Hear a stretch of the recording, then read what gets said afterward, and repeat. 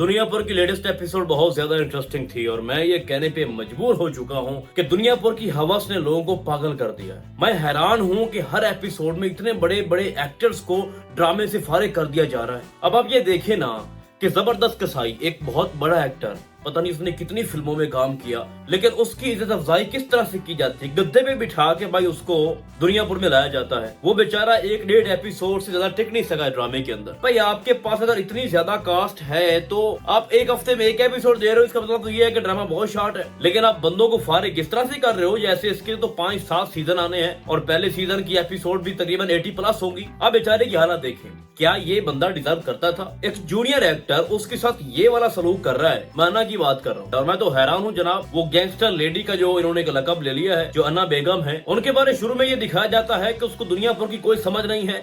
भाई से बार बार ये कहती थी कि मुझे वीजा दो, मैं ये दुनिया छोड़कर जाना चाहती हूँ, मतलब कि दुनियापुर छोड़कर जाना चाहती हूँ, बल्कि ये मुल्क भी छोड़ना चाहती हूँ, मैं तुम्हारे किसी काम में नहीं पड़ना चाहती। ये आए रोज जो तमाशा लगा होता है, मैं ये देखकर पागल हो रही हूँ। अब उसको गद्दी मिली है भाई, तो गद्दी मिलने के बाद वो तो अपने बाप को भी क्रॉस कर रही। मतलब वो कैसे कि गद्दी को संभालने के हुनर उसको पहले से ही पता है, किससे मिलना है, किस पे कार्रवाई डालनी है, किसका ट्रांसफर हो रहा है, मिनिस्टर क्या कर रहा है, व्यापारी क्या कर रहे हैं, सारी की सारी समझ है उसको। यूं लगता है जैसे सालों का तजर्बा उसके पास है। और बेचारा बुढ़ा उसका बाप जब उसकी रहनुमाई करने के लिए बैठता तो कहती है अंदर चले जाओ, तुम्हारी जरूरत नहीं है, तुम अंदर जाके आराम करो, सो जाओ, मेडिसिन का टाइम है, दवाइयाँ खाओ। भाई दुनियापुर की एक रीत रही है कि जिसके पास भी गद्दी होती है उसके बैकअप पे उसका बूढ़ा जो कि पहले दुनियापुर को संभाल रहा होता है वो उसकी रहनुमाई करता है। तो उस बेचारे बुढ़े को भी करने दो ना। आप इधर से कहती हो कि मैं लोगों के ऊपर जुल्म नहीं करूंगी, एक इंसाफ कायम करूंगी, लेकिन उधर तुमने जबरदस्त कसाई की पता नहीं क्या कर दिया। और हैरानगी की बात यह है कि अन्ना बेगम को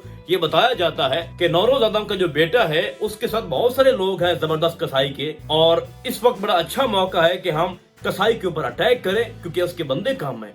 और हमें ये दिखाया जाता है कि शामिर साहब के पास जो नौरोज आदम का बेटा है उसके साथ सिर्फ एक बंदा है और वो भी जबरदस्त कसाई का बेटा। तो बाकी फौज किधर है जो शमीर के साथ अंदरूनी शहर गई हुई थी? ओवरऑल इसकी कोई भी एपिसोड बोर नहीं कर रही है। वैसे मजे की बात ये है, दिल बड़ा करता है कि इसकी एपिसोड जल्दी आए, ये एक वीक में 2 एपिसोड लेके आए। बड़ा मुश्किल होता है किसी भी ड्रामे में एक लॉन्ग टर्म के लिए आप इस तरह की शूटिंग करते हैं, ये आसान बात नहीं है। अब दिखाया जाता है कि वो बेचारे जबरदस्त कसाई को जो है वो साइड पे कर दिया जाता है, वो कैरेक्टर भी खत्म। अब उसको ठिकाने किसने लगाया जनाब? नवाब साहब ने, क्योंकि नवाब साहब की बेइज्जती हो गई है। उसकी बेटी उसको बार बार अपने मामलात से दूर रखना चाहती है, तो उसने गुस्सा इकट्ठा निकाला है जनाब कसाई को जनाब ठिकाने लगा के। अब उसकी बेटी बार बार कह रही है कि आज के बाद आप लोग जो है ना मेरे काम में मदाखलत नहीं करोगे, अपने बाप को ये कह रही है। तो मतलब ये है कि अब गद्दी कौन संभालेगा? दुनियापुर का जो मुस्तकबिल है वो किसके हाथ में है? फिलहाल तो अन्ना बीबी के हाथ में है, लेकिन शामिर बहुत जल्दी कर रहा है, बहुत आगे तेजी के साथ बढ़ रहा है। तो अब टाइम के साथ साथ अन्ना बीबी अपने बाप को तमाम मामलात से दूर रखने की कोशिश करेगी कि दुनियापुर अब मेरे हाथ में है, मेरे कंट्रोल में है, तो आप बाबा साइड पे हो जाओ। तो बुढ़े का अंजाम बड़ा ही खतरनाक है। ठीक है, अब मैं बात करता हूँ जनाब औरंगजेब आदम के ऊपर। औरंगजेब वो वाहिद शख्स है जो इस वक्त शैतानी फील कर रहा है, अपने भाई की पीठ पीछे छुरा घोंप रहा है। एसओचओ साहब का बेटा भी अगवा करवाया उसने और बच्चे के ऊपर जुल्म करने का भी ऑर्डर दे दिया। उधर भी बड़े पैसे दे रहा है, सरकार को भी पैसे दे रहा है। उधर जनाब डीआईजी साहब हैं, ये पता नहीं कौन है, उसके दुबई वाले अकाउंट में बहुत सारा पैसा उसने जो है वो फेंक दिया है। तो मैं हैरान हूँ कि वो जो औरंगजेब आदम है उसको इतनी जल्दी है दुनिया पर हासिल करने की कि वो अपनी बेटी को भी बेवकूफ बना रहा है, साहब को भी जेल के अंदर ठिकाना लगाने की कोशिश कर रहा है, प्रोग्राम बना रहा है, प्लान खेल रहा है,